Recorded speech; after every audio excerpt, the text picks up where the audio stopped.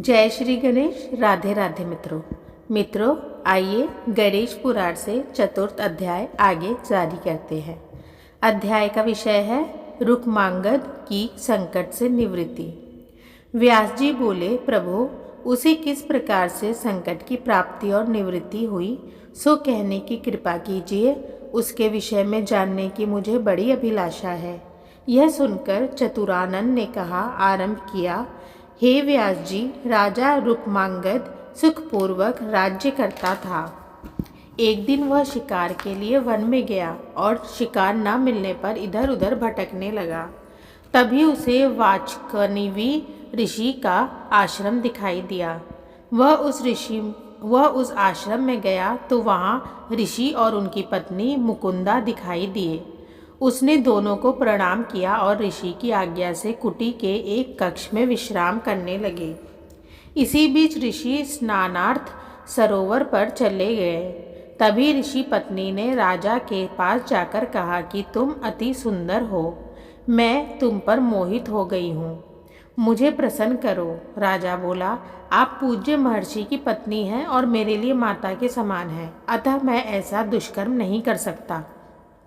यह सुनकर मुकुंदा ने उसे शाप दे दिया कि तूने मेरा तिरस्कार किया है, इसलिए कोढ़ी हो जाएगा। राजा उसी समय कोढ़ी हो गया।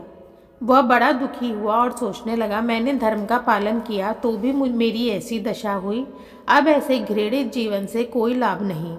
ऐसा निश्चय कर वह एक वटवृक्ष के नीचे बैठकर प्रायोपवेशन करने लगा।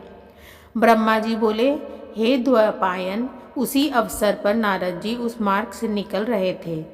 उन्होंने राजा को आमरण अनशन करते देखा तो उसका कारण पूछ बैठे। राजा ने उन्हें तब सब बात बताई तो उसे निर्दोष जानकर दया आ गई और बोले कि विदर्भ राज्य में चिंतामणि गणेश नामक एक प्रसिद्ध देवालय है। वहीं गणेश प्रतिमा के समक्ष ही गणेश कुंड है। उसमें जो कोई स्नान करता है वह रोग मुक्त हो जाता है, इसलिए तुम भी ऐसा ही करो। राजा उनके उपदेशानुसार चिंतामणि नगर पहुंचा और उसने गणेश जी के दर्शन कर कुंड में स्नान किया।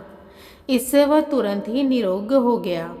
तब उसने वहां गणेश्वर का भक्ति भावपूर्वक षोडोपचार से पूजन किया और फिर ब्राह्मणों को भोजन कराकर दान दक्षिणा दी।